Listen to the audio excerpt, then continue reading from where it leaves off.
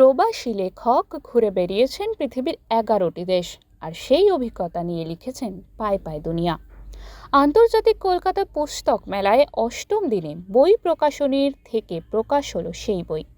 এ বিষয়ে বিশদে জানালেন প্রকাশনার কর্ণধার সৌগত চট্টোপাধ্যায়। আজকে যে বইটি আমার স্টলে প্রকাশিত হলো, বই প্রকাশনের স্টলে, পায়ে পায়ে পৃথিবী, অঞ্জন রায়ের লেখা। অঞ্জন রায় আমেরিকা প্রবাসী বহু বছর। উনি এর আগে ছোটোবেলার জয়ন্তী বলে একটি বই আমার প্রকাশনা থেকে, মানে বই প্রকাশন থেকেই প্রকাশিত হয়েছে ওনার জয়ন্তীর জীবন নিয়ে।